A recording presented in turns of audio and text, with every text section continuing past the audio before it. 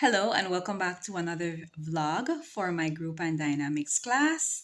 And in this video, we'll be looking at a review of chapter 9 of the book, Small Group Communication.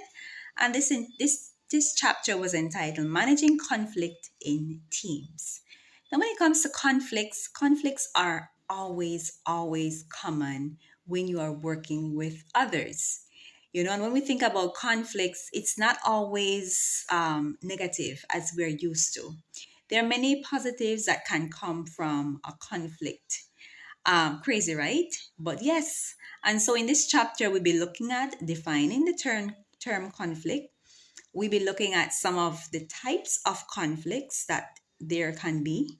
We'll also be looking at benefits of a conflict, and I'll be highlighting three main approaches to conflict resolution. All right, so let's get right in. A conflict can be defined, according to the chapter, as a state of discord between people or groups of people working together caused by an actual or perceived opposition of needs, value, and or interest. So basically, it is two persons not agreeing, and you are agreeing because you are seeing things from a different point of view. And that's quite okay.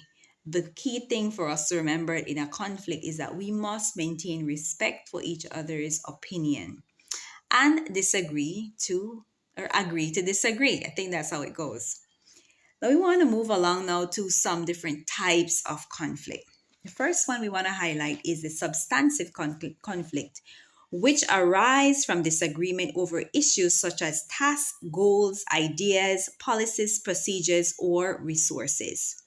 These conflicts are task oriented and focused on the content of the work. All right, our next type of conflict is affective conflict, also known as personal conflict. And from the time you hear personal, you can always get an idea, or you can already get an idea of what it's about. It says this type of conflict arises from interpersonal issues such as personality clashes, emotional reactions, or communication breakdown. They are rooted in personal feelings and emotions rather than specific tasks or goals. So it's about the person basically. Personality clashes. Our next type of conflict is organizational conflict, which arise from differences in goals, values, or interests with an organization. These conflicts can occur between individuals, teams, or departments of an organization. And guess what? This type of conflict can make significant impact on the production of the overall morale of the organization. And finally, there's constructive conflict. Now, this type of conflict focuses on issues and not people. The disagreement is centered on the problem or task, not personal attacks. Team members feel safe to express their opinions and ideas openly. Now, what are the benefits of conflicts? Conflicts allow for misunderstandings to be resolved.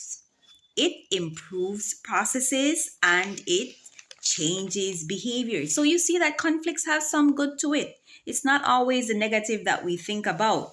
Now, what are some causes of conflicts? Competing interests, competition over resources, performance differences, or poor communication. When it comes to resolving conflicts, there is the integrative approach, which is focused on finding a win-win solution.